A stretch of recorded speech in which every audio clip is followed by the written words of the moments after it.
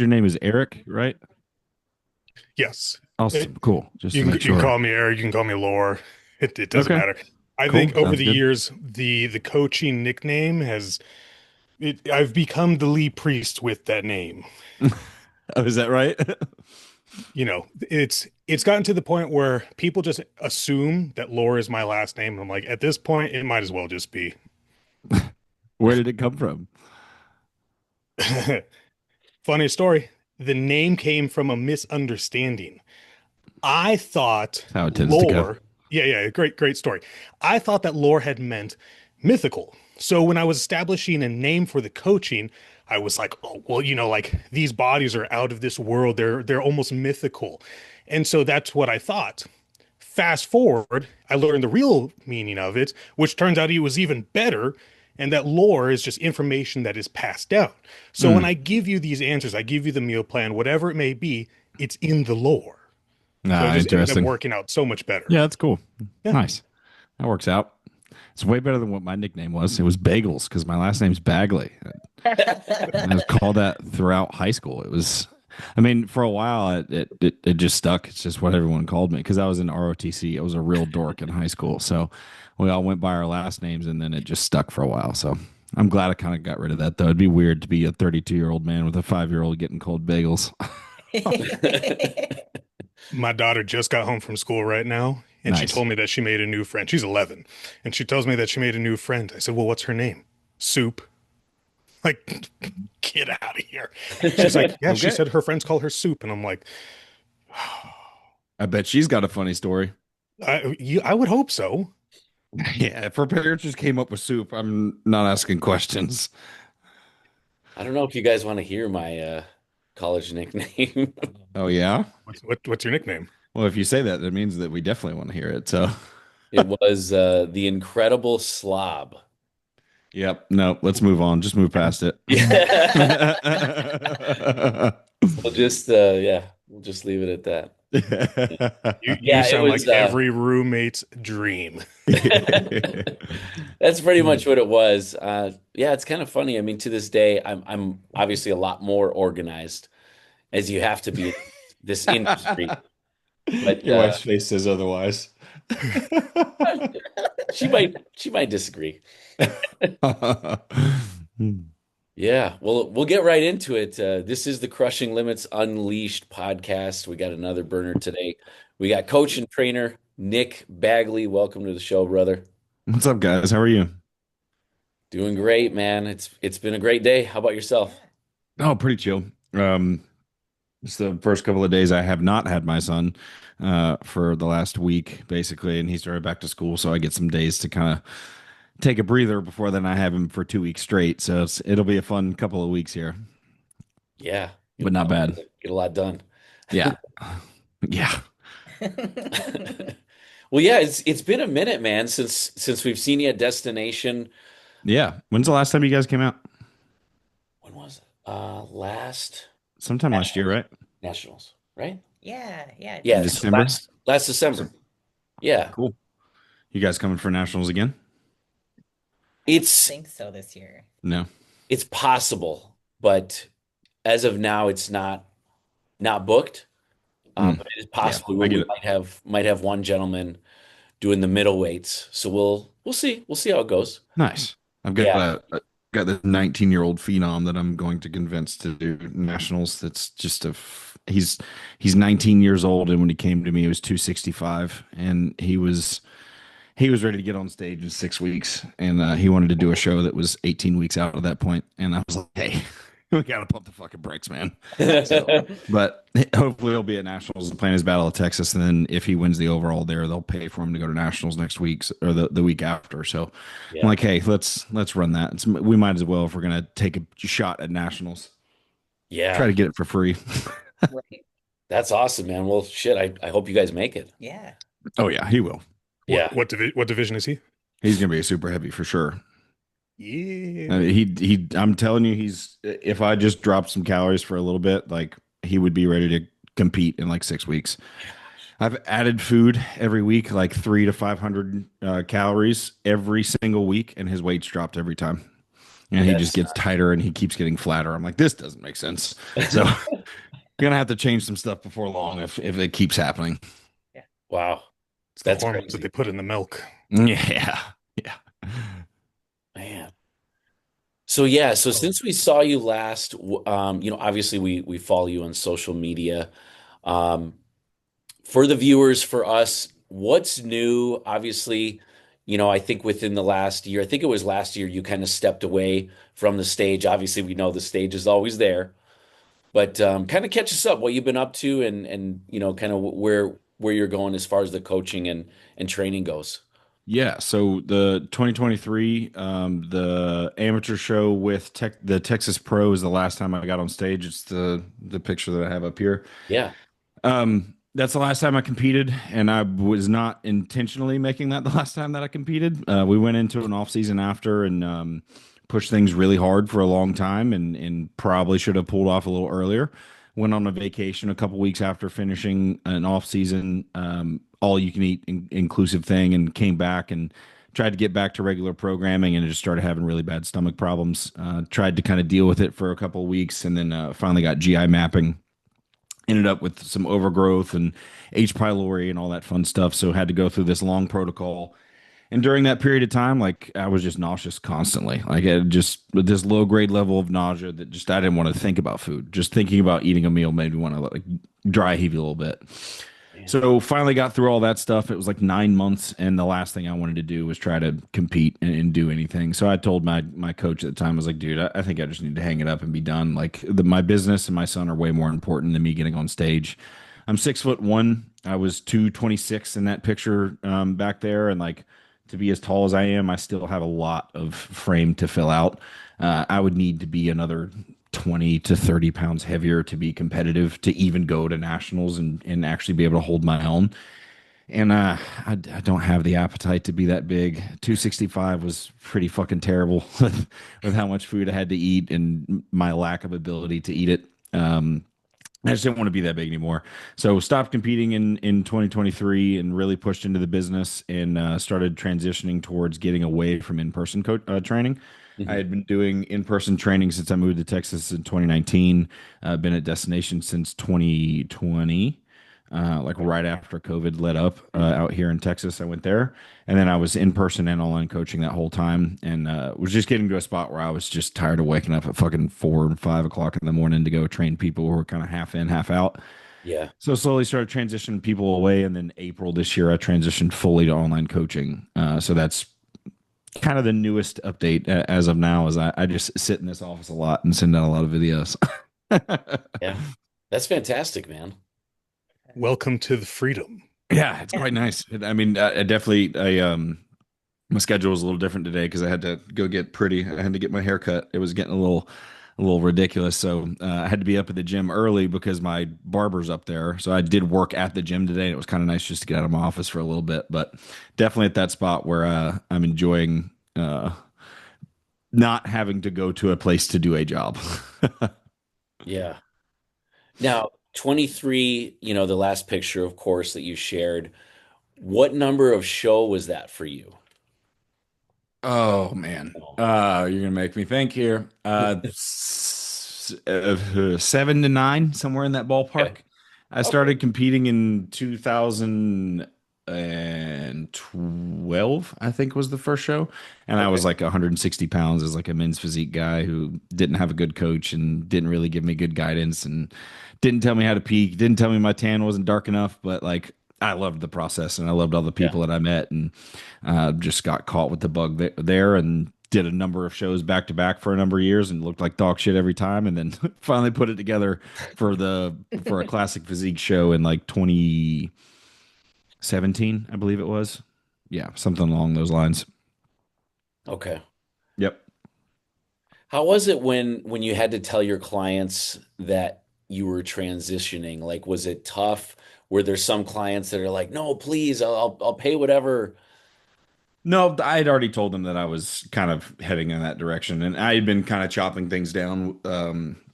Like end of 2024, I was like, in 2025, I'm done.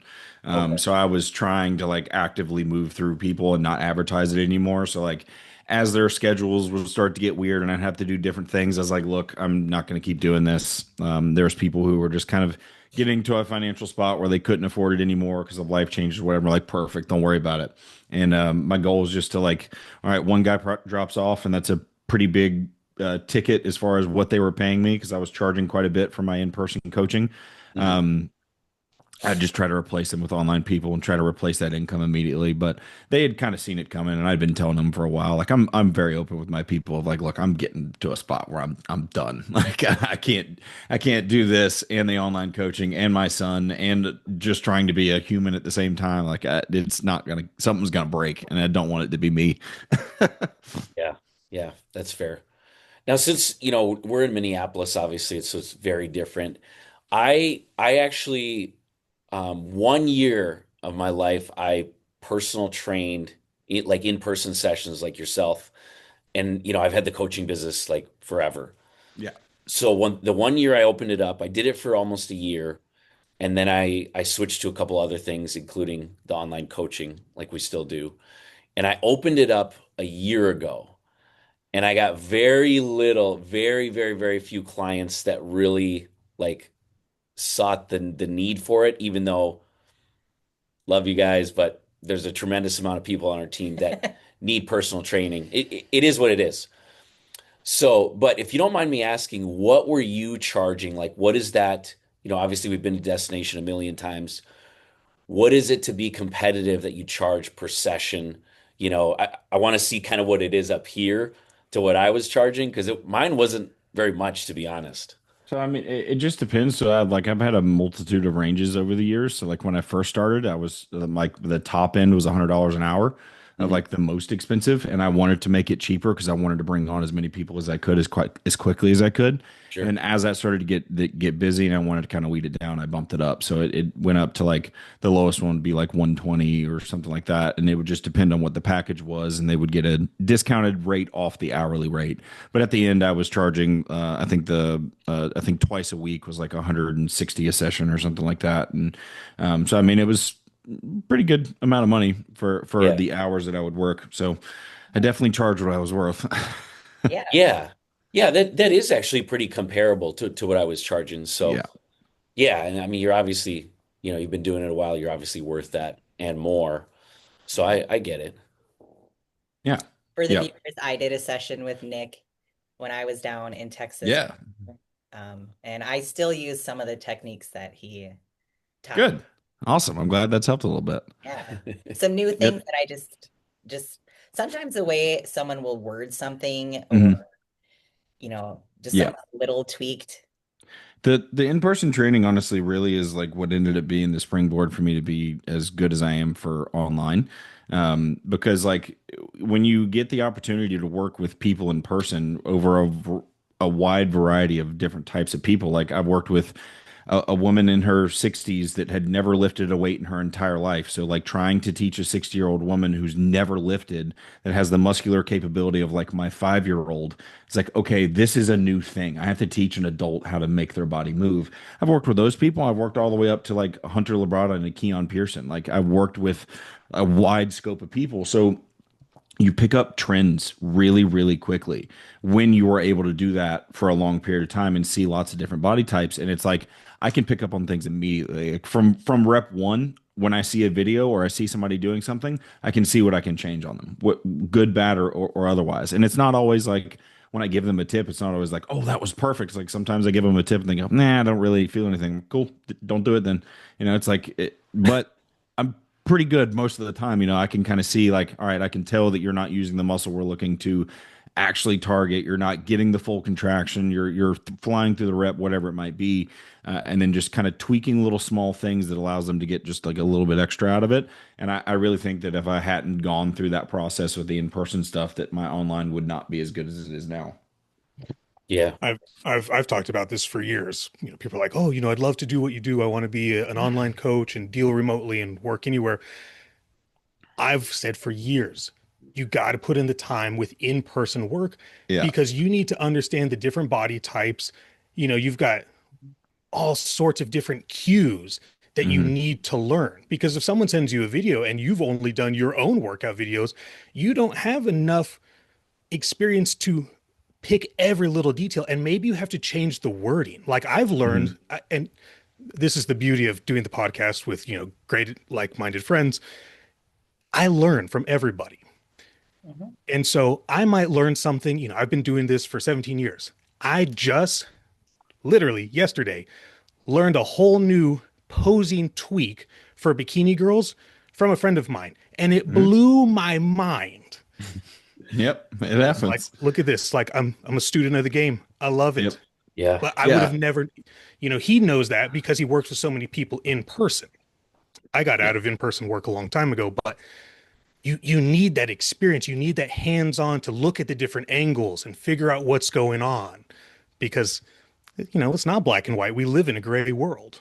Right. And I think honestly, one of the biggest tools that the in person provided for me is learning how to get my point across in less words. Right. Like if somebody's doing an exercise and I need them to change something, I don't need to have them go like, "What the fuck did you say?" and like have to like really zone out of what they're actually trying to do and try to discern what it is that I'm getting across to them. It's like I found a way to be very precise with language of like, this is all you need to change. Do this, right? And like go for the shortest, fastest, direct thing. And I think just the landscape of the world of being a trainer these days is so much of it is social media driven, and everybody's just an online coach. That everybody, when they make videos, tries to make it the biggest, most fancy thing they can because it looks like it adds expertise to their name and makes them sound like they're important. But the reality of it is I don't give a fuck about anything you said. Tell me what the product is. Tell me what it does. Tell me what the result is. That's all I fucking need. Shut the fuck up. Like this is all I need. So like I don't need some dissertation when I'm trying to figure out how to do a lateral raise better.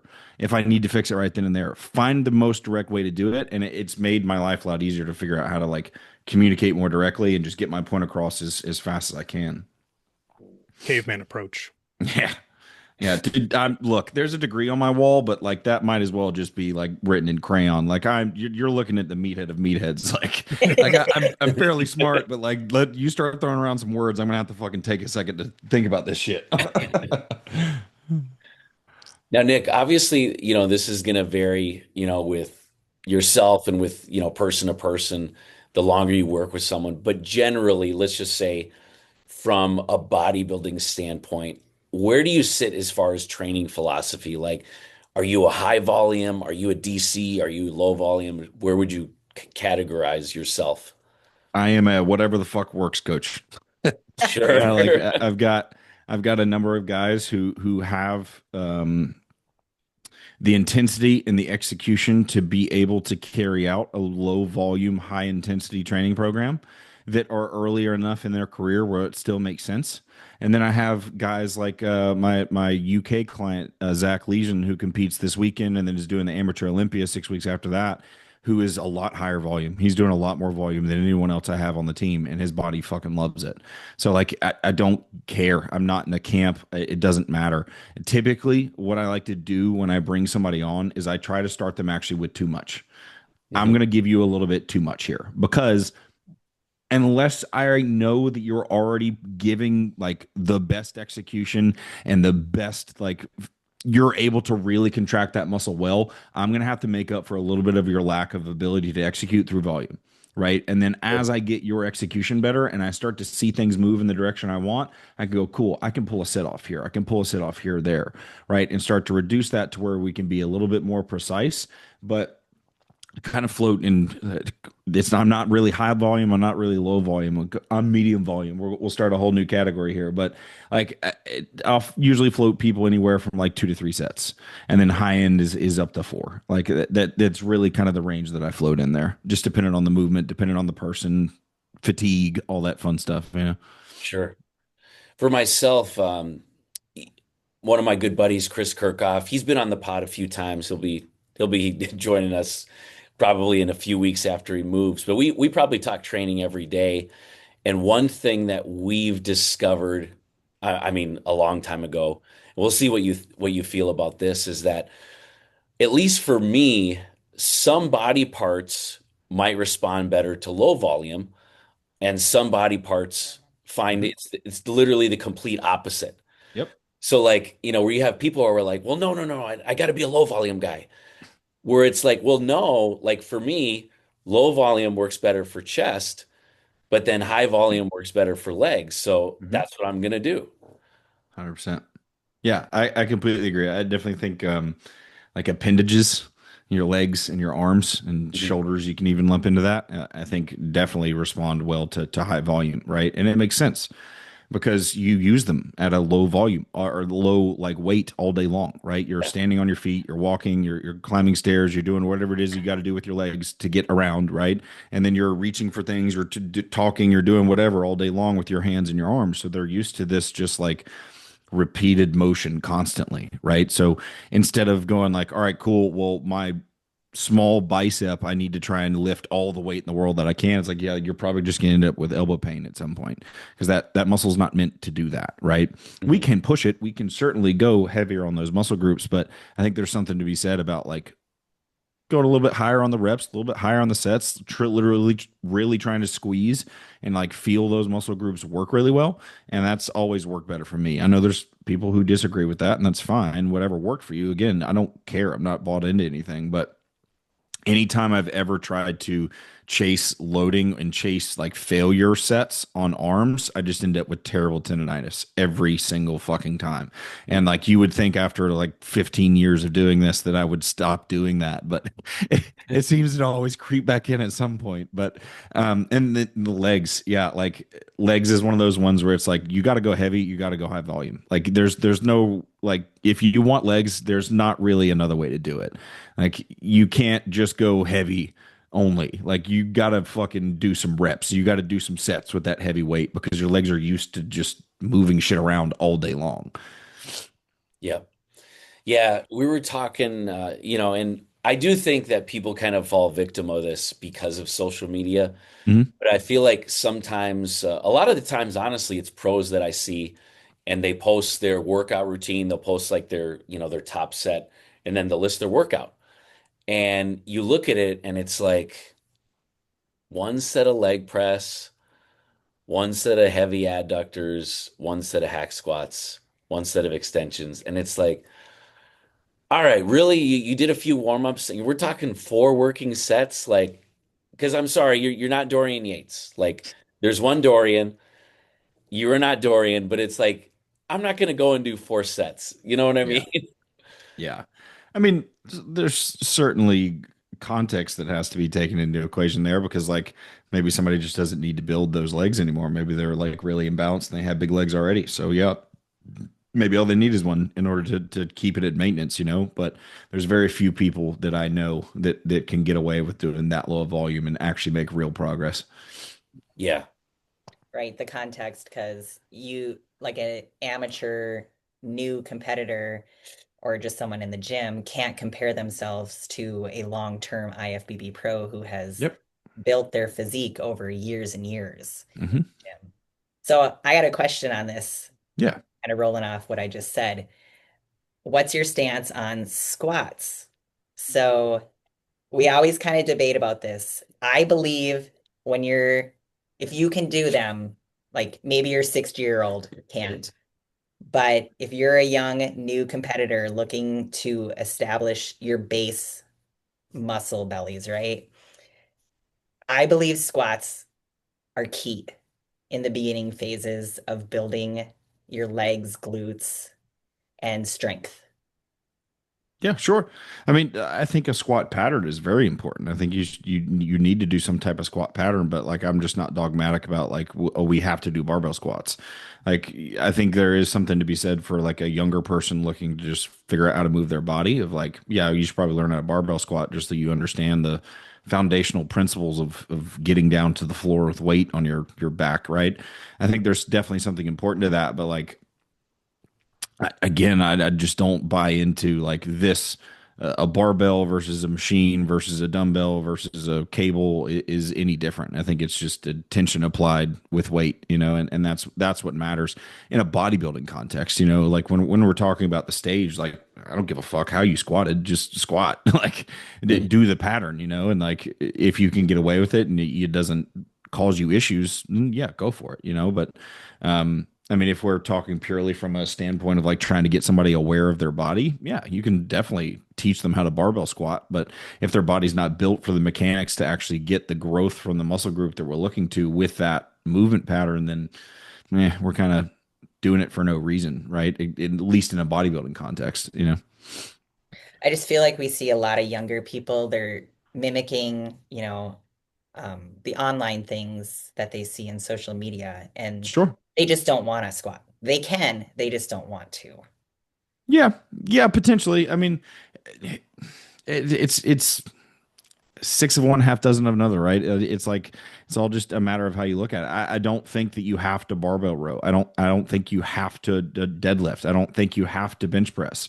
I don't think there's any hard set rules on any of these things. Do I think that they could be important in establishing like someone's ability to use their body early on? Yeah, 100%. And it's a very easy like entry level thing that pretty much anywhere you go in the world, you can find a bench press, you can find a squat bar, you can find a deadlift bar, like something somewhere to deadlift or whatever. So it's really easy to get them done. But like as you grow through that, like I don't think you have to like, oh, I have to do squats to build legs. Like I haven't really barbell squatted in a long time, and I still have pretty decent quads, you know?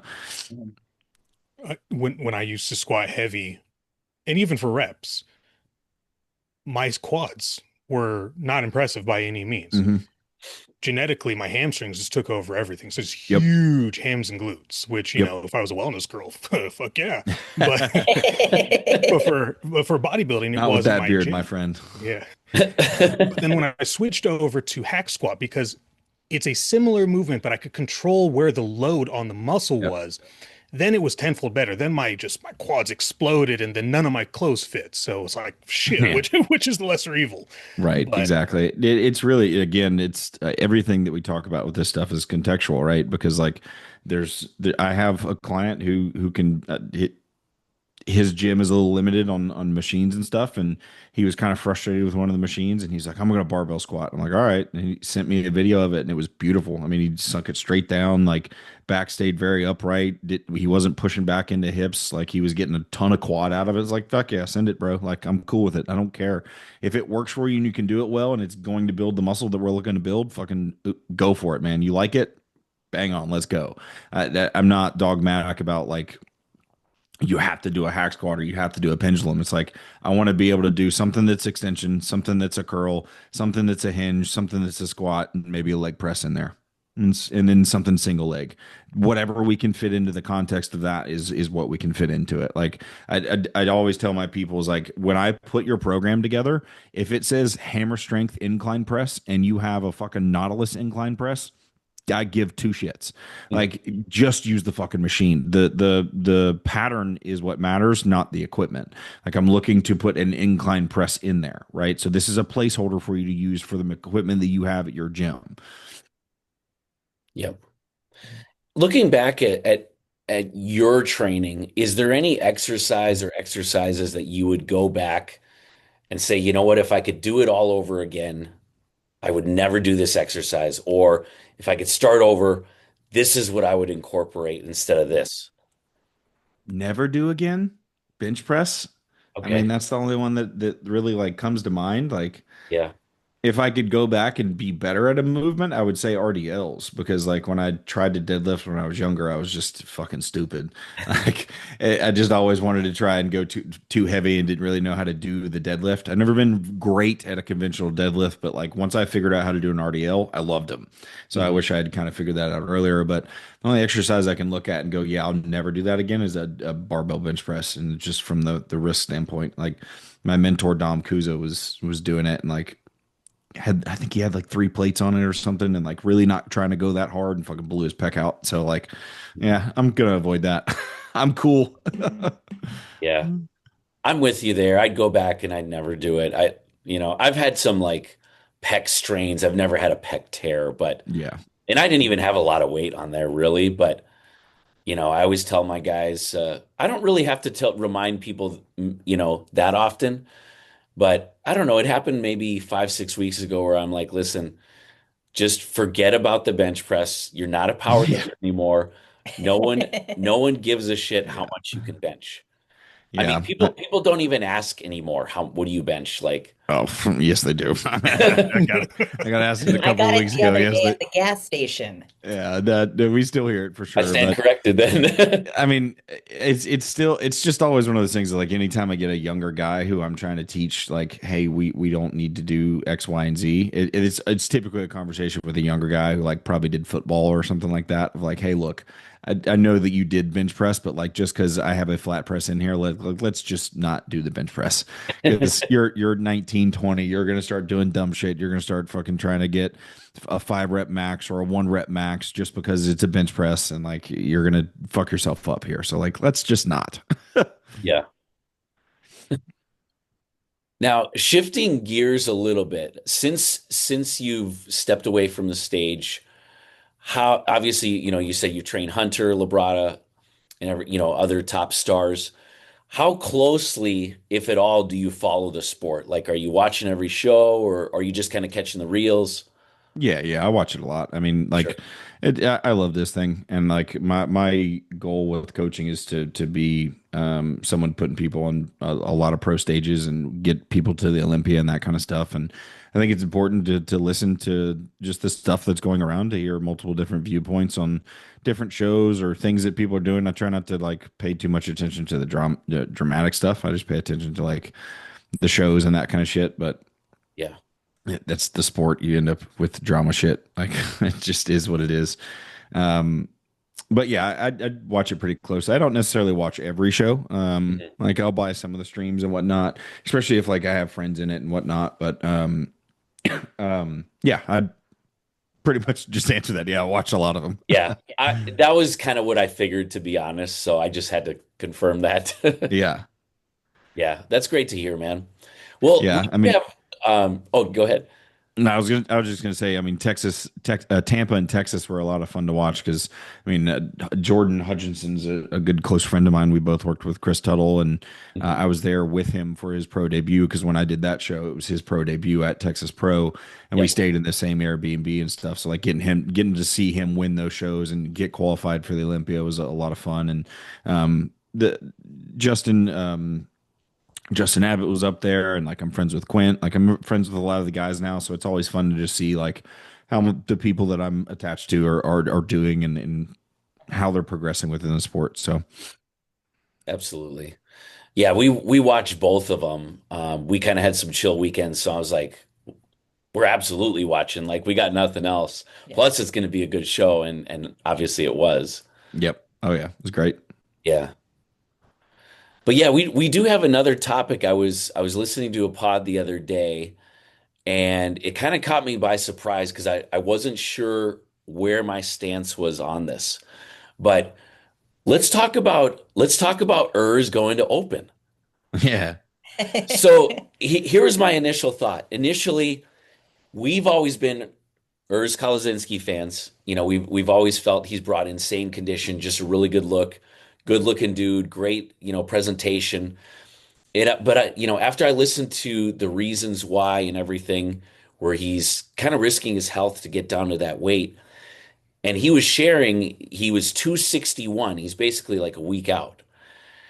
And if you guys think about this, I was like, whoa, wait a second here. Like, the guy weighs in at 227 for his cutoff. Then he fills out a little bit, he said. So now we're talking he's a week out and he's 261. So it's like, think of what type of a change, what type of a dramatic look that's going to be.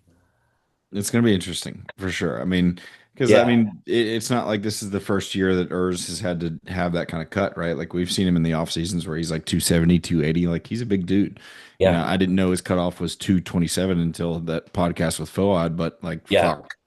Like, that's a lot of weight to cut, man. And the thing is the history of anyone who ends up having to push themselves into a weight cap ends up doing themselves a disservice, right? And if we look at people who don't have to push themselves into the weight cap, like, let's look at Sean Clarita, let's look at Keon Pearson, let's look at, like, Chris Bumstead never had to, like, fight to get to his weight cap, right? We look at just a few of those people. they have all the ability in the world to do whatever it is they need to do, right? Because they don't have to worry about, oh, I'm going to get too big. It's like, I got all the, Keon's going to have like fucking 10 pounds to the weight Yeah. cap still. Like, that's Yeah. insane. And he's a mutant, right? So it's like, if you're the guy that's having to fight down, and like, if Urs is in condition at 260, then he's probably been close to that in the past. Oh, so let's say in the years previous, he was 250. And the year before that, he was 240 and in condition. Like, that's still another 20, 30 pounds to pull off. Like, that's ridiculous. You're never going to have a physique that's going to look its best because you had to beat the living dog shit out of them to get the response. And like, muscle's a lot harder to pull off than people think, right? And especially a guy that was able to get that big and train as hard as Urs is, like, you're gonna have a hard time getting that much muscle off. So I'm really excited to see how he stacks up with like fucking, like, that's gonna be the craziest stage transformation ever, of like a 40-pound jump in 1 year. Like Yeah. that's unheard of, but it's just because he's been beating the shit out of himself to get down to that weight cap for so long. Yeah. I mean, they were, some of those guys were predicting him and, as high as third. I mean, He could win this. no one said he couldn't win. He could win this show. Yeah. 100%. Yeah. 100%. Mhm. Yeah. Are they streaming that? I should. Because I was like, I haven't They're gonna make checked a lot yet, of but I fucking was money. like, man, I want to see this go down. I'm sure they are. Well, I'm sure it'll be on the internet somewhere. Yeah. Yeah, that's crazy. Yeah, I mean, he could win this. I mean, Quint is looking good with being out with Samson. I think they've definitely got Yep. something going on well for him there. Like, those two guys definitely have like similarities, as far as the things that they need to do in order to be better on stage. And I think it's going to be good for him, even if it's just a mental thing. Like, even if they didn't really change anything to what he was already doing, and he's just in a better mental state, we know how much that can change a physique. So, like, Quint's going to be good. Quint was already really good at Texas and Tampa. I think he was I think he was better at Tampa than he was at Texas, but like, Agreed. that was some of the best looks we've seen from Quint.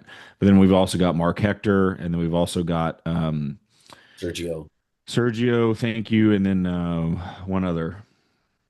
There's a lot of, like, Yeah. there's some big names going to that show. Like, I'd have to Shine. pull up the list, but I mean, look, with the way Urs is shaped and the way that his body like flows and the way he's able to pose, and now he's going to actually really be able to show his condition, because the muscle is going to be like fresh, and it's not going to be beaten to hell, and like, it's going to be pushing against the skin, and like, he's got that dry, grainy white guy look, like that. He's German, like he's gonna be peeled the fuck out, like he's gonna be shredded, and man, that's gonna be dangerous. And like he said in the podcast the other day, is like the first things to go when you have to cut that much weight, there's gonna be weak body parts, Yes.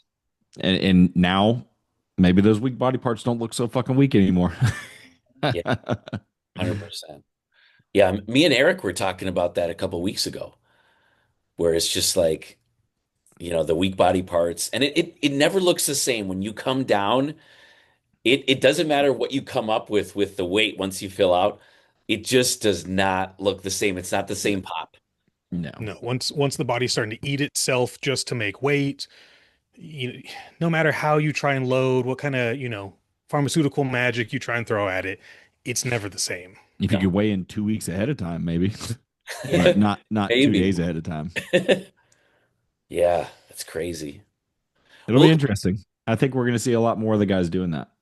I mean, I don't know what kind of weight cap Summerfield has. I don't know what some of the 212 guys' weight caps are looking like. Like, I think we'll end up seeing a lot more guys going to open before long, which is great. Mike cut a lot of weight because when he was out there training with Dennis Wolf, he was talking about how much weight he was still having to lose. It's a big boy. That's Yeah. a He's big thick. Dude. He's thick, man. Like, and there's an argument that people say that he's a 212 guy. He certainly could be. Like, if someone was going to come along and dethrone Keon, which I don't think is going to happen anytime soon, like, it'd have to be somebody that has shape. You're not gonna out muscle Keon. He's got the shape and he's got the muscle now. Like, good luck. Keon is just on a whole new level. I mean, That's the ridiculous, level man. of detail that he consistently is showing up with, hmm man. Yeah, he's become a very, very close friend of mine, and he'll send me pictures early sometimes, and I'm just like, this is fucking retarded. Like, Like, well, how do you even like critique this? Like, you can barely critique his physique. It's just ridiculous. You're Nick, you're yeah, you're just grasping for some kind of, area for improvement. You're just like, good job, thumbs up. Something, I don't know. why do you think he's choosing to stay in the 212? Let's just say another year or two.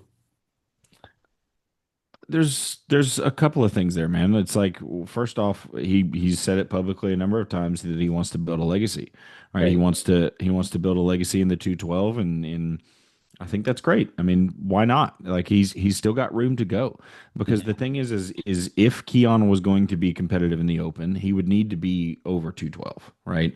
He would need to be 230, 240 pounds, right? Which I think is potentially possible at some point, right?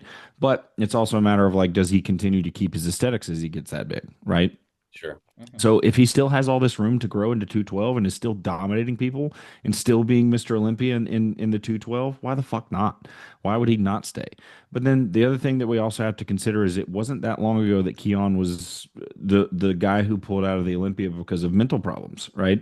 Because, and he's talked about this publicly. This is not me shitting on a good friend of mine. Like, he's publicly talked about this, and he's helped a lot of people because he's talked about it.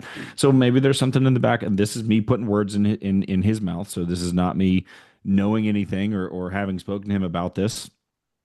This is completely my own thoughts, but maybe there's a little bit of like in the back of his head of he feels like he needs to prove himself before he can take that step up. Because it was the same thing of him winning the Olympia. He had to prove to himself that he could do it, right? And that the year that he got sixth after so the year that his worst Olympia ever, I was actually training him, like his in-person training. He had a coach, a new coach, that he worked with during that time, and it just didn't really come together well. But I was doing his in-person training, so he went from 15th to sixth in a Mhm. year, right? And I think it was that point where it was like, okay, I can do this, right? Because then he goes from sixth to winning, right?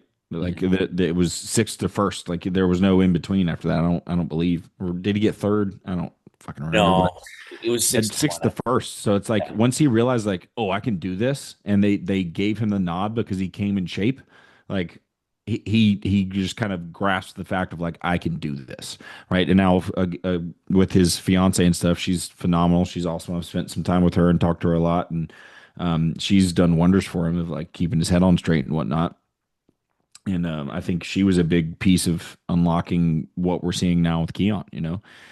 So I think it's a matter of like, all right, cool. Maybe he wins the 212 Olympia and matches Flex Lewis's seven, right? And then maybe from there he feels validated. He can go to the Open. And maybe if he gets to a point where like he has to fight into the weight cap, okay, maybe now it's time to think about doing that. But like, he's got all the room in the world. Why run away when he's number one? You know? Yeah. Yeah, he was really open with that at the Twin Cities last month. Hmm. I was actually I was sitting right next to him, and he was chatting with us, and Nice. his fiance was there, and then he went on, and when he gave the speech, he pretty much broke down in tears, and he was explaining, just exactly what you said, going from Yep. sixth to first to having to publicly announce, and he said he just felt all this shame and all this stuff. And Sure. then obviously he's overcome that, which is, phenomenal to see. Mhm. Yeah. And 100%. now he's obviously in a great place. Yep. Yeah, I mean, it was always a matter of when, not if, right? It Yeah. was like, as long as he can get his head on straight, he was gonna win it. When everybody saw that from the first time he got on a pro stage, like it was like, oh, this guy's gonna win. And like when Yeah. he first got on a pro stage, people thought it would be classic, but his body told us otherwise, you know. And again, situation where he had to fight in a weight cap, like he wasn't gonna do well in classic because he wasn't able to put on the size that he has now by limiting himself to I think 180 pounds or something like that. Yeah. Yeah. Crazy. Yeah. It's going to be exciting to watch. Are you going to the Olympia, Nick? Yeah. So I have Zach doing the amateur Olympia, so I'll be there from Yes. Monday to Sunday. I'll be there the whole week, so it'll be a long week. Oh yeah. Yeah. We get in Go Tuesday. ahead. Mhm. Nice. Yeah, I get in early Monday because the amateur Olympia is on Wednesday, so I want to get eyes on him in person and be able to like make sure everything's coming in the way we need it. Yeah. We got a guy, he's doing the amateur for the second time. He got second Nice. last year. So we'll be there. I'm sure we'll see you at the show What then. class? Super. Nice. Yeah, awesome. Zach will be in supers as well. Nice. Yeah, that'll be fun. Be a good Yeah. show, But man. yeah, so he's in the UK. He actually competes this weekend to be able to enter the Amateur Olympia. He has to have at least done a show in the UK to be able to come over. Okay. So it'll be a lot of fun of peaking him at 2 o'clock in the morning because there's 6 hours ahead of us. Yeah. Oh, Yeah. Hey, that's what makes a good coach. That's part of Yeah, I'll need a lot of coffee during that time just to get myself up and rolling. I think sometimes clients don't realize that we set our alarms and get up at weird times of the day for their things. Yeah, I mean, especially closer to show. Yeah, you definitely got to get them responses quickly. Especially those last couple of weeks. Yeah, it's funny. Like you guys have done this a million times. We've done it a million times. And it's like just what she was saying. You don't think about that obviously in the moment. I wouldn't expect anyone to when you are like thinking about winning. The females are like, okay, I got to get my hair done. This and this. I got to get my tan. But it's like when you wake up at 3 in the morning and you send your pictures to coach at 3 in the morning, you think she wants to get up at 3 in the morning? Like we don't get up at 3 in the morning, Yeah, so it's like exactly. those are those little things where it's like, you know, clients will take it for granted sometimes where it's like, hey, wait a second. We're spending an entire day monitoring you meal by meal, rep by rep, picture by picture, posing session by posing session, Hmm. literally all for you. Yep. Like it's not a vacation. Yeah. Right. And you are thrilled as the coach if they're on your time zone. Yeah. Yeah. Yeah. This is the first time I've had a guy in Europe doing something, so it's definitely a big shift there. Yeah. That's exciting though too. It Mhm. is pretty It cool. is. Yeah. And with the look that he's been getting, I'm very happy with the response so far. I mean, he's doing the least amount of cardio he's ever done. He's eating the most amount of food he's ever eaten. He's taking the less amount of drugs he's ever taken, but he's getting a better response than he's ever gotten. And I'm like, that's a fucking win to me. Like at the end of the day, like obviously I want Zach to win. Like that's my client. Like you feel the same way about your client. You want them to win, but that's not up to us. And that's the thing that I've always told people is the only thing that I can't guarantee is that you win. I can't. I can do everything in my power to make sure that you're as good as you possibly can be to set you up to win, but I can't control who's in the lineup and I can't control what the judges want to see. Right. All I can do is bring you in your best look possible. Yeah. Zach's been pushing for his pro card for a while, and it's hard in the UK, right? And Yeah. I'd really like to be able to help him accomplish that.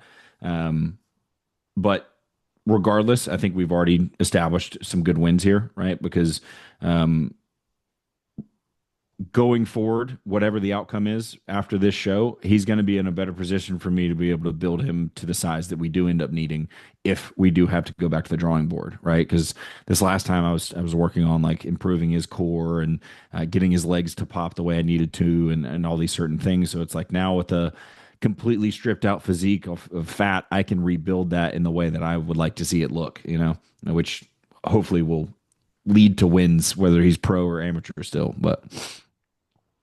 Yeah. Yeah, I think that's often missed too, like you were saying with it's not always about collecting that first place because there's only one, Yep. so it's like we were talking about this last week where it's like most people are going to lose way more shows than you win. Hmm. It just is what it is unless you're one of those anomalies. Right. And like that's the hard part about basing a coach's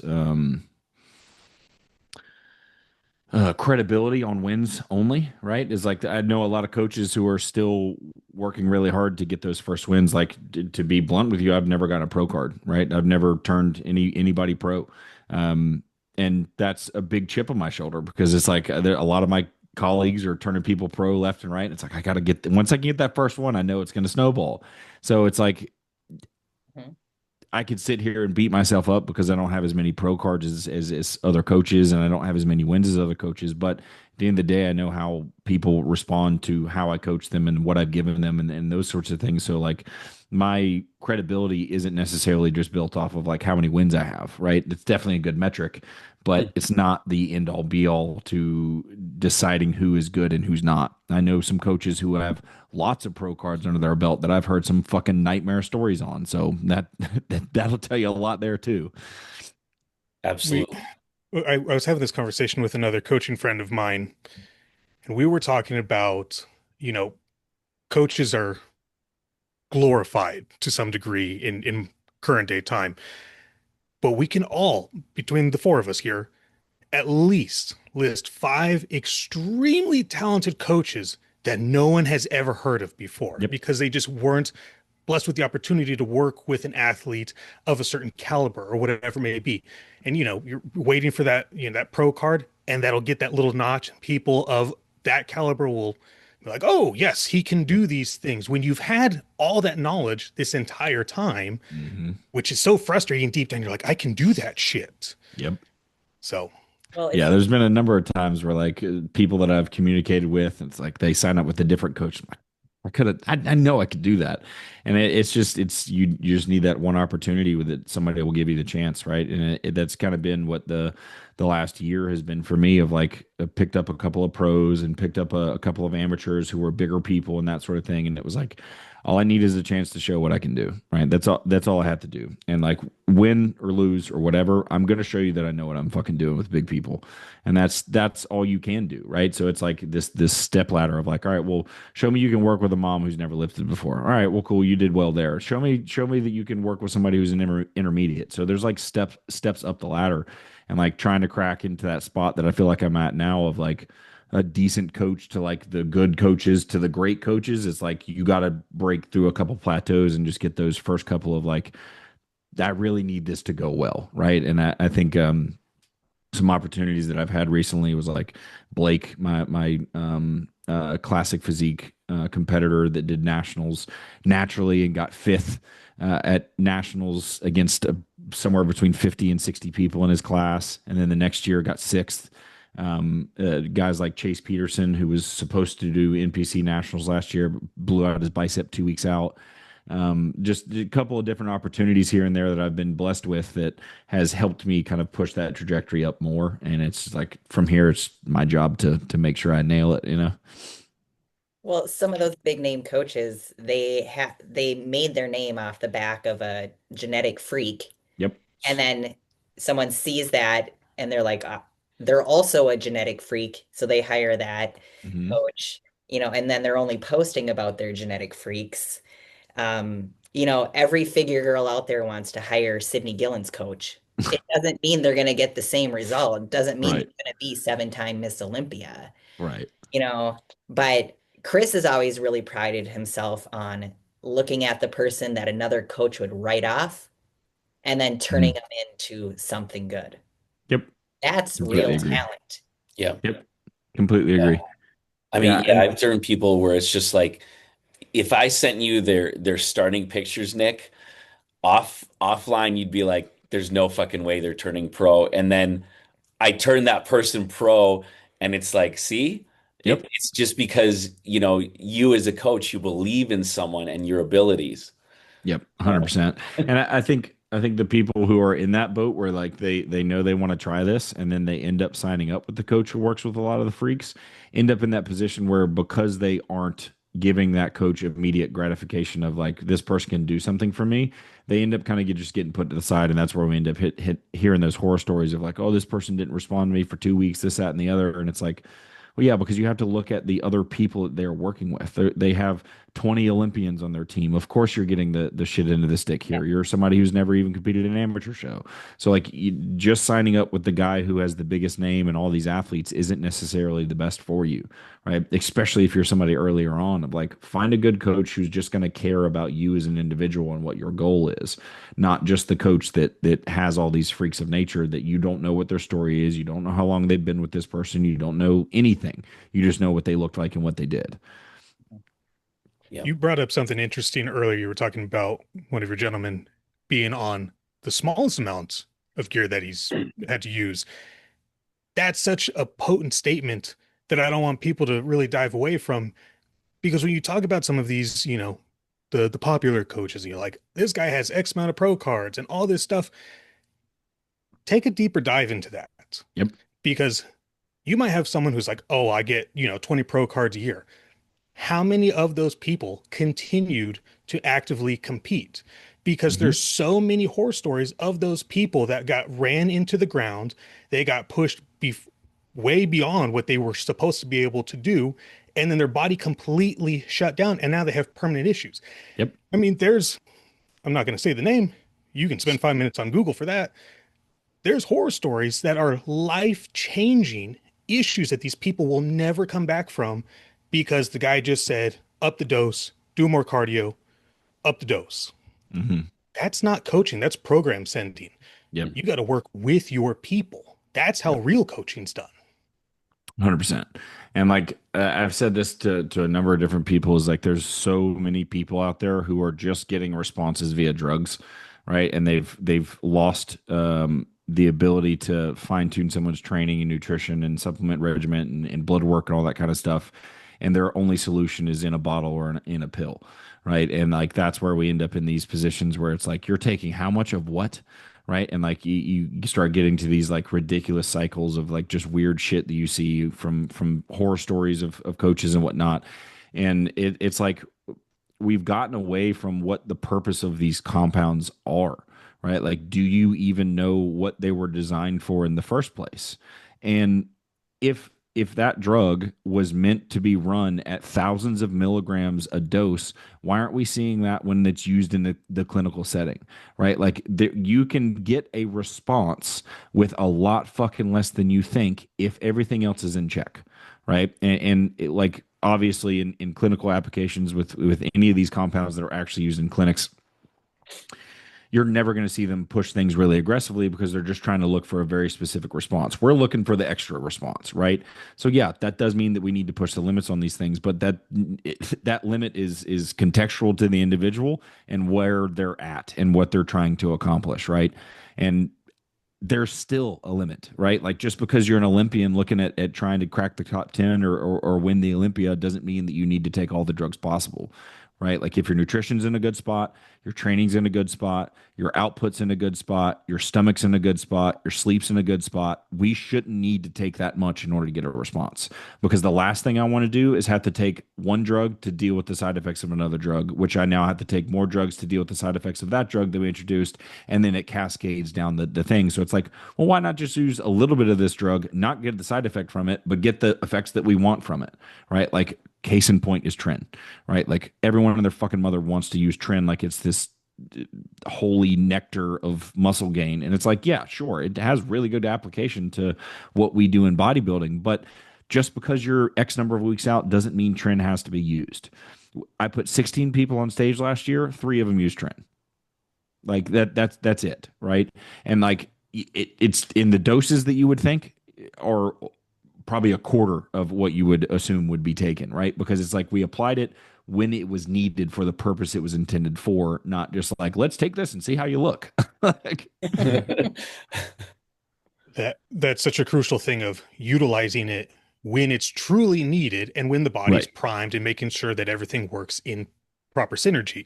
Mhm. We've talked about this offline about the proper use of insulin is that your insulin meets your food, not the other way around. Yeah. Mhm. So Yeah. I think if more people spend time truly understanding the micronutrition instead of just Mhm. focus on macros of protein, bro, Right. you'd be able to see just such a huge change. And yeah, I mean, the less is more is a huge thing. You want your athletes to thrive for a long duration of time. Yep. It's a marathon, it's not a sprint. Yep. 100%. And like the other thing that like I tried to explain to one of my younger guys recently that was using quite a bit of stuff before he came to me is like, look, you're a big person, but you don't have an endless amount of androgen receptors, right? So like with all these grams of gear that you're taking, at some point you're spilling over, and that those androgens are now attaching anywhere they can fucking find, right? Or they're just getting pushed out of the system or converted to another hormone or whatever, and it's useless and it's a waste of time, and you're putting more oil and stuff in your body. Like the reason that you're having issues with your skin, the reason you're having issues with your sleep, the reason you're having so much anxiety that you feel like you can't go out in public is because you're taking too much shit, right? And it's like, how many times have we heard people be like, "Oh, I can't mentally handle taking XYZ drug"? It's like, yeah, well, how much do you take? Okay, 400 milligrams. Yeah, maybe that's why you had a fucking problem with it, right? Like, yeah, it use enough to get the response and then scale as is appropriate, not just like slam drugs, slam drugs, slam drugs because this protocol said you put in X at X time. I think people are missing, especially with when it comes to trend, the abuse of taking too much and how it affects prolactin in the body. And then people wonder why they didn't come in completely super dry and shredded on stage. They're like, Mhm. well, I did all the drugs. It's probably because you did all the drugs. Yeah. Yeah, exactly. I mean, there's this level of toxicity that you can't handle anymore. And like, just like we talked about with Urs of like beating the shit out of himself to get his weight down. It's like, if you're beating the shit out of yourself with drugs, you're going to look like you're beating the shit out of yourself with drugs. And that's not a good look. You can tell when somebody's like really pushing the limit on shit. It's like, you can see it. Absolutely. So you're at a destination, so you see a lot of athletes coming in. You see a lot of Yeah, fitness influencers coming in with their tripods. unfortunately. Yeah, I know. When you're seeing some of these younger guys that, have these aspirations for bodybuilding and everyone's coming in and they've got their acne on their back and they're telling everyone it's peak week and they've got their rice cakes, you're seeing a lot of the detriment of people abusing the drugs, thinking that, more is just so much better. If 200 milligrams is great, then 1,000 is even better. When someone comes to you and they say, like, I just did nationals and I got dead last, it was my coach's fault. I want to work with you. How do you talk to someone who's got it in their mind that they need 1,500 milligrams of test? They need 800 milligrams of trend. They can't do this without 12 IUs of growth a day. How do you mentally help someone who is so this way? They have to be willing to, right? Like, anyone who's like bought into their system and thinks that I'm just going to validate their system and make it better, like, you're talking to the wrong guy. Like, if you're not willing to come have a conversation with me and us communicate to a spot where, like, all right, we're in a comfortable position now, then like there's no reason for us to have the conversation in the first place. Like, if you're so in your ways and in your thought process that I have to take XYZ drugs and you're not willing to listen to me tell you why that's a bad decision, and then try it for a period of time, then I can't do anything with you. Like, you have to be willing to listen to what I have to say. And that the individual that I was talking about, of as much as he was taking, is like, I told him when he sent that to me, I was like, look, we got to have a conversation and I need you to be willing to listen to me, because it's not going to make sense what I'm trying to tell you to do.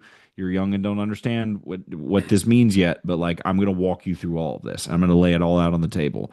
And like, this is what's going to happen if you continue to go down this rabbit hole, right? Of like just more drugs. Cause when he sent me this stuff, he was a long ways out from show, taking way more than Olympians that I've spoken to. Um, and like, for this individual, like, good on him, because he listened and he took it in stride, and now we're getting a really fucking crazy response, so it's awesome.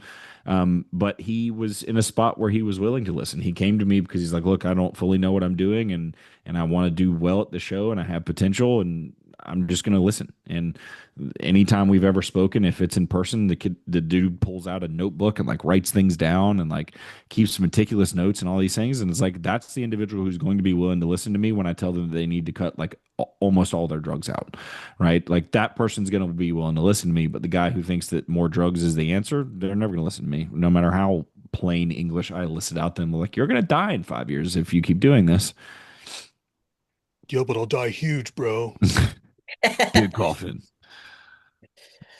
Is that the most frustrating thing you see, Nick, when it comes to clients, just with their, more drugs are better? Or is there something else where you're just like, this is just, I just can't handle this? The thing that drives me the most nuts is when every time somebody wants to talk to me, it's to complain about something. Like, that's the main thing that drives me nuts. Like, I honestly, like, it's a very rare case where I get somebody that's just like really abusing compounds, and I really haven't had any like really difficult conversations with people. Usually when they're coming to me, they understand that, like, we're gonna make some changes, right? And I try to lay it out as plain English as I can to go, look, this is why this isn't good, not just from a health standpoint, but like you don't need all these other crossover things, right? The thing that I can't stand is the people who every single week there's a problem and their only focus is on what problems they have and this, that, and the other, and like, oh well, this sucks, or my knee hurts still, and this still hurts, and I can't do this because of work, and I'm stressed out here. And it's like, just shut the fuck up. Like I at this point, like I am here to help you 100%. If you're going through some shit, I want my clients to tell me that. Maybe I don't need all the ins and outs. Like if you're going through a relationship, I always tell people, it's like, look, I don't need you to give me a dissertation on why your boyfriend or girlfriend sucks and they left you. Just tell me that you're going through some shit, and if you need to talk, we can figure something out, right? But if every single time you check in with me, it's something negative, I'm going to ignore it. I'm going to get to a spot where I don't even address it. If that's all you have to say in your initial thing, I'm going to completely go past it and just focus on what you look like. And that's all I'm going to address. Like, and that's just how I've come to approach it. Um, and it's just like, yeah, if you have nothing but complaints, like get the fuck out of my face, please. Yeah, it's just a mindset thing, like we don't get it too often, but you can see it, like you said, it's just like this pattern where week after week. And I get it. Everyone goes through some tough times. That's just life. Yep. Like people pass away, you lose your job. That's just part of life, right? But you have to find a way. You can't babysit them. You can't help them to get out of that hole. They have to find a way to say, you know what? I lost my job, but you know what? Maybe this opens up another door for something better. Yep. It's Yeah, 100%. And I competed for the first time at 19 years old, right? I competed 3 times while I was in college. I competed all through after college. I competed in multiple different types of job settings and stuff. Like I've competed in all sorts of different scenarios, like breakups, deaths, you name it, I've been through it. And the thing that like makes somebody either get better at this or worse at this is how they handle those times, right? Like when somebody comes to me and goes, "Hey, like life's kind of stressful right now, but I want to hire you once things calm down." I'm like, "What do you mean calm down? Like, when's the last time life was ever calm for you? Like, fucking when I was 6? yeah. Like, that's probably one of the last times that things was calm. Like, calm as an adult isn't a thing. It's like it's a short thing that you grasp for a little bit, and you're like, fuck, all right, we're going right back to it. So, like, I would rather somebody come to me in the middle of a shitstorm and then figure out how to handle it, so that if you do manage to get a calm town, guess how easy it's going to be for you to handle that shit now, right? Like, I would rather you have to test yourself with something that like makes you have to decide, do you actually give a fuck about this? Because if you don't, you're not going to do it. Plain and simple. Like if you do want to do this and you are trying to accomplish the goal that you say that you have in front of you, you will find a way. If you don't, you're going to be that person that makes up an excuse. Oh, well, I couldn't do it because of this. I couldn't do it because of that. Oh, this came up. My kid did this or work did this. And it's like, oh, cool. Figure it the fuck out. Yeah. Because there are people out there figuring it out. Exactly. We've had In people any scenario you can come up with. we've had women on the team who husband goes away to work. They've got 3 kids, a toddler, a preteen, and a teen, and they're figuring out their cardio, they're figuring out their meals, and they're working. And they're usually the ones who come in the best condition, right? Yeah. Because the thing is when they do it, they commit to it because they don't have another fucking choice. Like with everything else they have going on, if they're going to do something, they're going to do it and they're going to figure it out, right? And that's the kind of the atmosphere, the attitude that those people have. So whatever it is that they're trying to do, they're going to figure out how to work it in. Like it's the same thing of like we've all heard stories of like the single mother of 4 kids who was working 3 jobs and going to college at the same time. So we've all heard those stories. There's Yeah. a way to do this. You're just being lazy. Mhm. Yeah. I think those people that have controlled chaos is what I like to call it.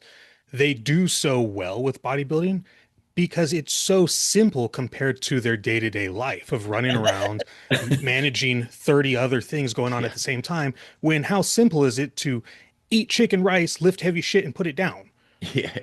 Yeah, Coach, 100%. coach says, take out some of my rice, eat more. Okay, cool.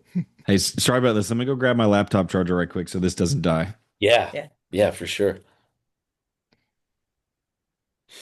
We need that cool like elevator pause music. What do you got there? San Pellegrino. Well, it's my wife's. I stole it. Hey. She's in the other room. She doesn't know. Tell him about the review we did. Oh, so right before this, Maybe he's tried it. because now I'm still in prep, uh, I tried the new Alani pumpkin cream energy drink.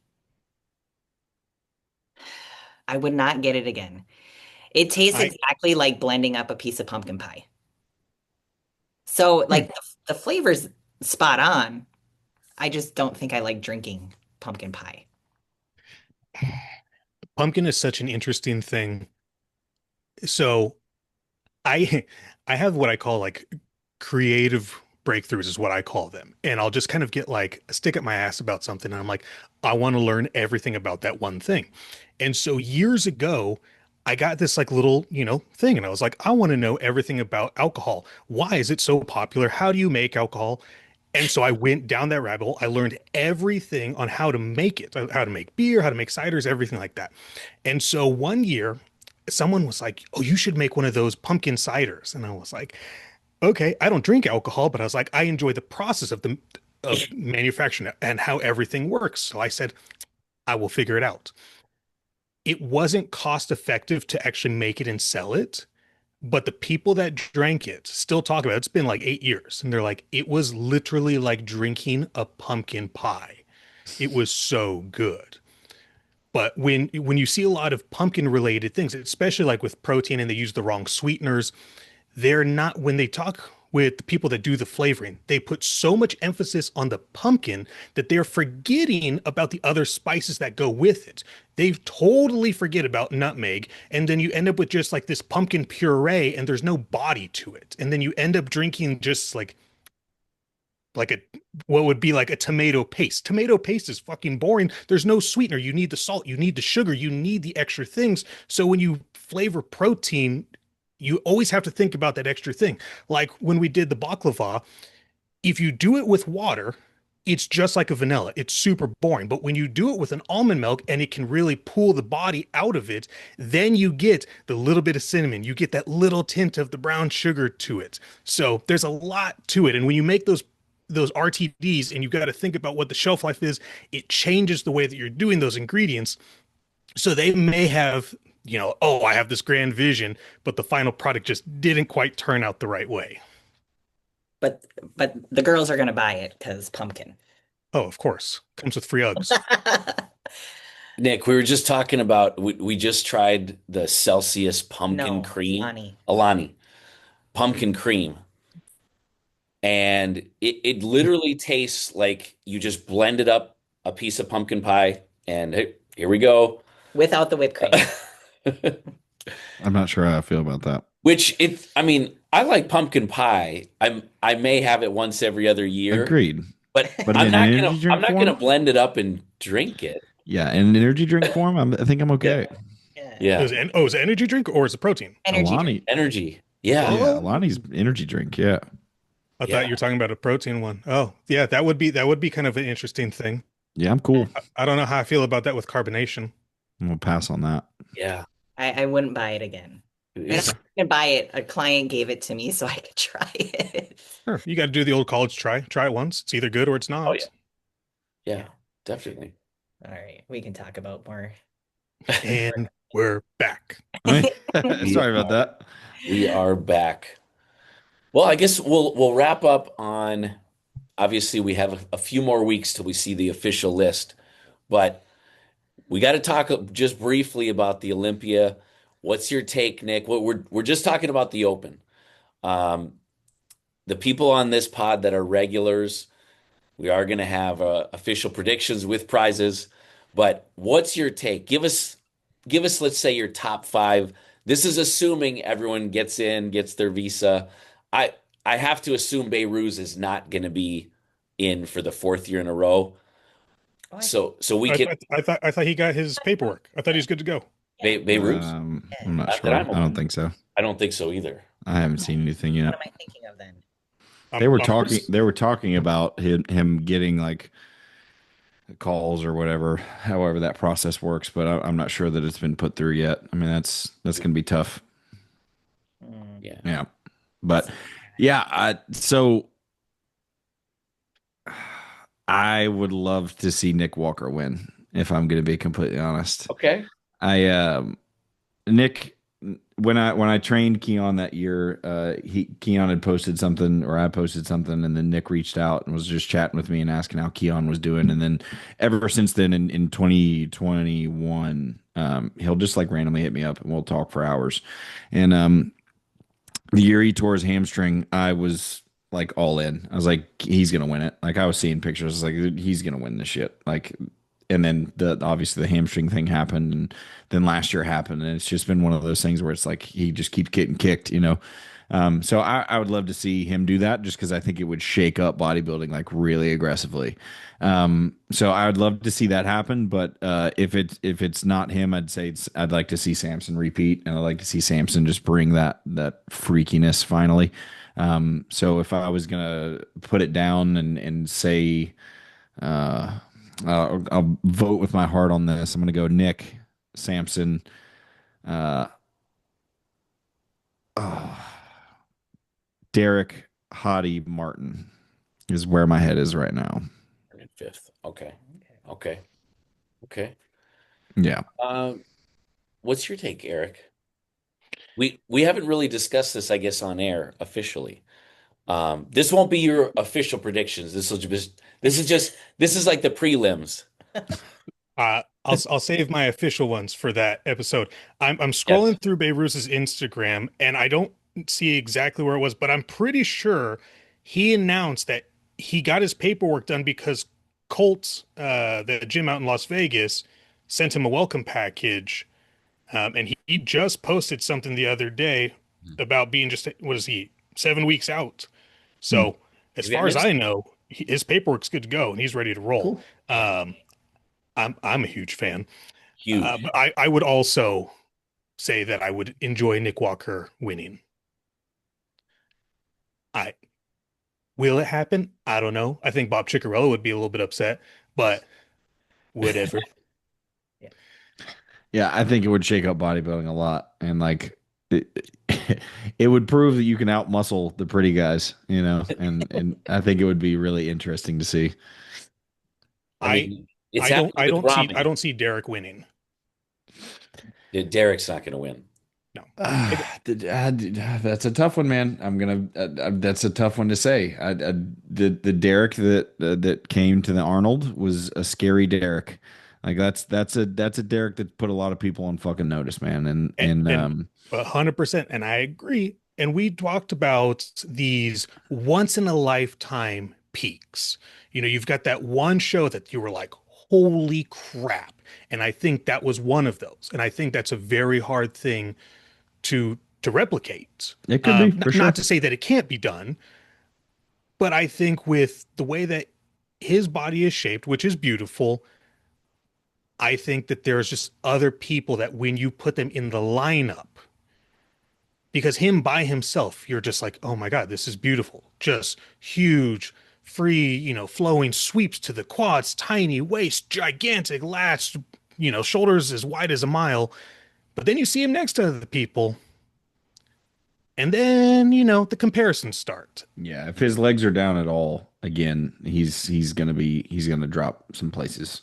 Yeah. Right. And you run that risk trying to etch in that last little bit of detail, and then how far do you fill out? Yep. So, Yeah, I there's mean, a lot of variables. yeah, I mean, we saw what happened when his legs weren't there. You know, I mean, he dropped to fourth, right?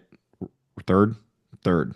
Third. Third, Yeah. Yeah, he third, dropped to third. So People noticed immediately, you know. yeah, I mean, and you got guys like Martin who's right on his ass. You know, it's like, and you still can't count out Hottie. I mean, the dude's always going to come in nails. I mean, I think there's maybe a little bit of age showing in that quad that's always been a little downsized, and like I'd like this. I think everybody would like to see his back be in the same type of condition that his front is.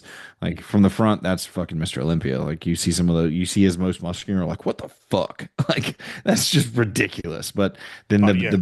the back double leaves a little bit to be sought after, you know. I Yeah. I love Hottie. I think he's extremely impressive, and I that agree. level of just that density. Like Hmm. I'm old school. I love super freaks, I agree. but I I always feel that, and I don't know if it's a genetic related thing, because everyone has truly different levels of thickness of skin, and everyone's protocols are different, and the foods that they choose to eat, and yada yada yada. A lot of variables that I don't know, but I always feel that Samson just doesn't have that cellophane skin. And not to say that he's not in shape, because he's very much in shape, and maybe it's a lighting thing. I don't know, because when you look at Martin's quads, Martin's peeled to the fucking gills, but he doesn't have those crazy deep lines in the quads. And so is that something that we're seeing with Samson? And I'm not in person, and photos always tell a different story. Right. But when I'm looking at it, especially from a live stream too, I just feel like we're missing something there. And I don't know whether it's a thickness of the skin related thing or just shit lighting. Yep. I mean, the thing is like, does he have to have that? Like, I would say when he won, he didn't have that, right? And he won, We were like, there. Yeah. yeah. So I mean, you can't deny that he doesn't necessarily have to be branch worn lean, right? Like he doesn't have to look like that Yeah. just because of the amount of tissue that he has and the type of shape that he has. But he definitely has to be better than what he was at his previous showings from this year. He's definitely got to be better than that because Derek edged him out. Like it just is, and that'll happen again if he slips. But I think that kind of put a bad taste in his mouth, and he's coming back for it. He wants his title again, but Is his I wife still think, coaching him? huh? Yeah. Yeah, his wife is still coaching him. Yeah, yeah. Um, And the thing that popped in my head while you're talking about is like, look, if we're looking at that top five, the two freak bodybuilders are Hottie and Nick. And out of the two of those guys, I think Nick is going to beat Hottie just because he's more complete, like all the way around, right? And like, yeah, Hottie's got that crazy condition and like some of those shots, it's just like it's hard not to look at, but like Nick hasn't matched. Like, I think the only thing that Hottie has a little bit better than him is his waist is a little bit smaller than Nick's, but it's not like he has some crazy tiny waist on him. It's like a little blocky here and there. So I think between the two of them, like Nick's size plus his condition, plus he's more complete in the areas that Hottie's not, is like if one of those guys is going to place better than the other, I think Nick will end up edging him out. Okay. We'll I'd be on see. board with that. We'll find I'm out a in big Hottie six, fan. 6.5 weeks. What's Dum that? dum I'm a dum. big Hottie fan. He's great. I mean, he's an amazing athlete. I So definitely impressive, and don't. he's so fun to watch. Yeah. He I mean, obviously loves it. they call a pose, and he's just like Oh, yeah. He's in it. like this, and then he holds it the longest too. Yeah. Everyone else takes Hottie's their time. And Hottie is very much the bodybuilder that everybody claims him to be. I just think that like at some point time catches up to everybody. And Hottie's been competing for a long fucking time. Hey, Ed, I was going to ask you guys this. We're talking about competitive bodybuilders. Have you noticed that some of the poses have changed and like some of the key things that people used to showcase don't really seem like it's a popular thing anymore? Even from like a local standpoint, all the way up to the pro stage, I hardly ever see anyone just shoot a tricep pose and just look at all these striations in the horseshoe. I couldn't even tell you the last show that I was at that someone did that. Like in their posing routine. Yeah.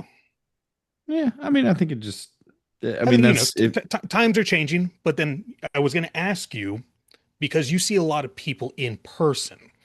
I live in the middle of nowhere and I'm just kind of like a ghost, which is nice.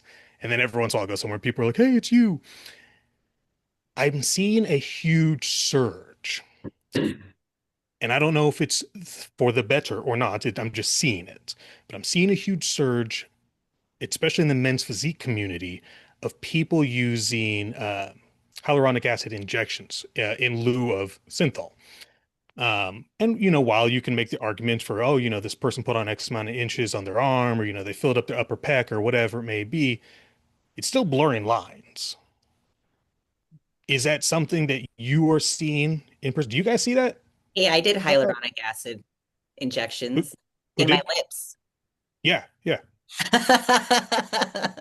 That it's cheating. It's totally cheating. I really don't see it. I mean, like the pros that I'm friends with, like none of them use it. I mean, None of my amateurs use it. I mean, I guess it just depends on what you're looking at, you know. I mean, certainly it can blur some lines and stuff, but like the idea with SEO, just like anything else, is to use enough to get what it is that you need out of it, right? It's the same concept of like if we need to site enhance something, like cool, we can get a little bit, but it's when people try to go, cool, I'm gonna add 3 inches to my arms, that like now we're gonna have a problem for sure. Because even if it's not acutely a problem, if you continue to chronically do that, because now you have to keep up that pace every year, or else people are going to be like, what the fuck happened to him? Like that's when the thing starts to be a problem, is when you're just injecting this stuff in your body all over the place over years, and end up with like nerve issues and scar tissue issues and all these kinds of problems. So sure, I mean, SEOs are a thing, but I don't think it's as rampant as it's made out to be, if I'm being honest. Yeah, up here I'd say no as well, Yeah. especially local level. Nah. Yeah. I don't have Yeah. any of my people do it, but I've been seeing, some of the people in the Northern California area. Oh, we see it for sure. I mean, there was Oh, a really? guy at Destination that was we called him Synthol Arms, and Oh, he no. just swore up and down he wasn't taking Synthol, but like the square bicep would say otherwise. And um, the guy was You know what he's talking about. special. He was Yeah. very, very special. I mean, he would do BFR training for his arms, and he would tie the bands around his arms so tight that they would be the color of my shirt. They'd be blue and purple, and he'd hold it like that the entire workout. And it Oh, was just insane. I mean, yeah, there's so many things that I could tell you about that guy, but he reached out at one point asking me to coach him. And I said, there's nothing I can do about your arms, man. I'm sorry, I can't help you. And he was like, I haven't done anything to my arms. I just ignored him. I was like, I'm not having this conversation with you, man. Like, it's not happening. So it does happen, but I think on the competitive level, it's not something that's like, if they are using it, they're using it to a point where you don't realize it. that's fair. Well, this has definitely been a good one, man. Yeah. Yeah, Awesome. Yeah. we Thanks for letting appreciate me you come coming on, on. man. Yeah, that was a hell of a good time. Yeah, for sure. I always enjoy getting to just bullshit about fitness. Of course, man. Well, yeah, we'll let you know. We'll keep you posted if we're down there for nationals. Obviously, Yep. we'll see you in less than 6 weeks for the Definitely. Yes. for the Olympia. Obviously, we'll come and chat and talk shop and yeah, wish you the Yeah. best, man. I'll be like a rooster with my head cut off until like Thursday, but after Wednesday, I'll be good to go. So Yeah, you got your client too, so you'll be doing the same thing. we'll be in So it with you, man. yeah, yeah. Awesome, man. Well, it'd be good to see you guys for sure. And Yes, Erica, it's nice sir. to meet you, man. Nice to meet you too. Yes, sir. All right, guys. Until next time. Thank you guys. Awesome.